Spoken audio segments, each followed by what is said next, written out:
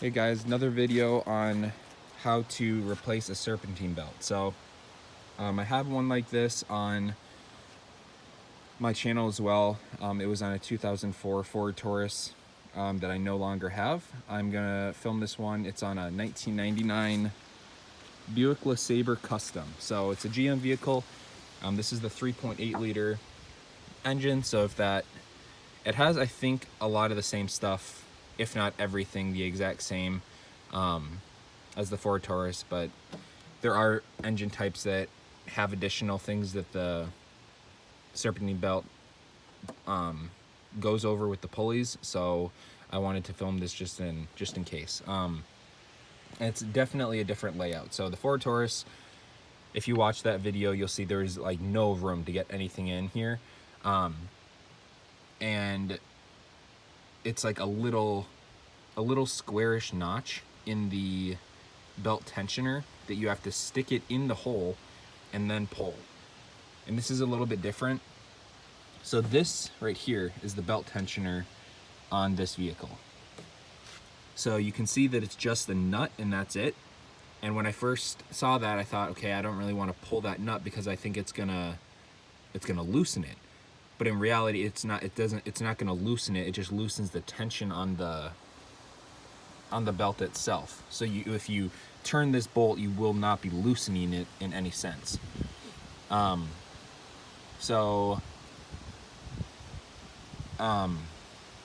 you're gonna need is either a breaker bar, a serpentine belt tool, or I guess you could even use a ratchet. I would use a 1/2-inch drive, just the bigger one, to make sure you don't mess up the gears in it.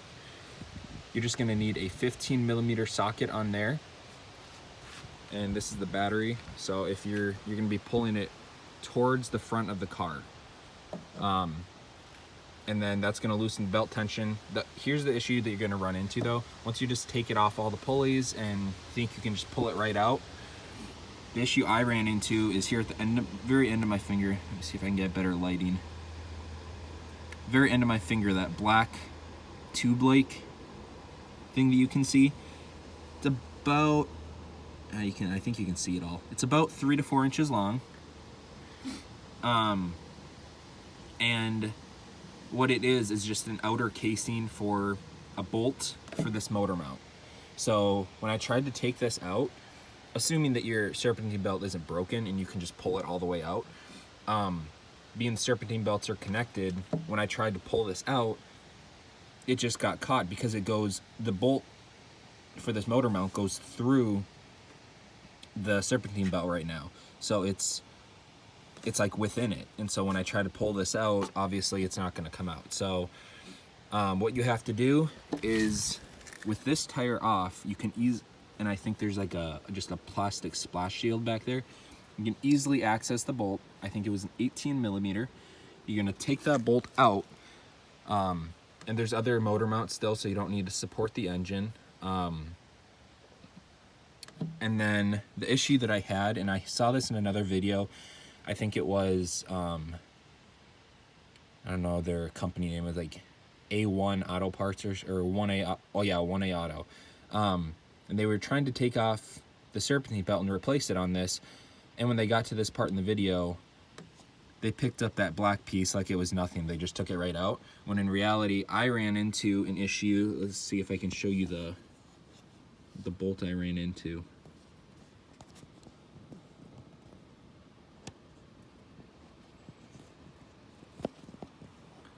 Maybe it's not gonna show. It might be in a bad angle. Actually, yeah, that's it right there. So there's a bolt down there, just a little bolt. I think it's a 10mm that I could not remove. But when I tried to pull that black tube up, it just would not come up. And honestly, it was like a centimeter. If it was a centimeter shorter, I would have been able to pull it out. But anyway, you're just gonna have to finagle that black piece a little bit to get it out. But honestly, as soon as you're done with that, you take the belt out and then you're good to go. Just put the new one in, make sure you wrap it. I had to have someone help. They just held this straight up in the air right here. Well, I started at the bottom at the crankshaft pulley and just made sure it was around all of my all of my different pulleys. And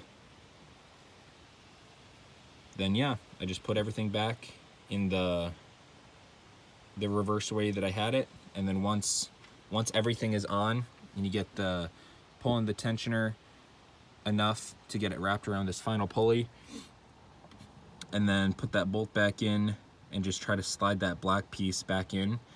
You can't even really fit a hammer down there if you had to hammer it in place, so it's kind of tough. But yeah, that is basically the job. It's pretty simple. It's just that one little hiccup that made it a little bit more difficult to handle. But the thing that makes this vehicle a heck of a lot easier than that Ford that I did it on is just the room here. Like, if you really wanted to, without taking this, I guess you have to take the tire off here for the to get to that bolt for the motor mount. But if you look down here, you can, if you really wanted to, like, I can fit my hand all the way down here. So it's not ideal, it's a lot of bending, but you could fit your hands all the way down to just wrap it around everything without even taking that tire off, aside from the motor mount issue. But with the Ford, you were going blind. You were just going by feel and trying to decide where all the pulleys were. So if this helped someone out, feel free to drop a like, and any comments if you have any other questions, or if you run into any other issues and you want to know kind of what I did. But yeah, I hope this helps someone out.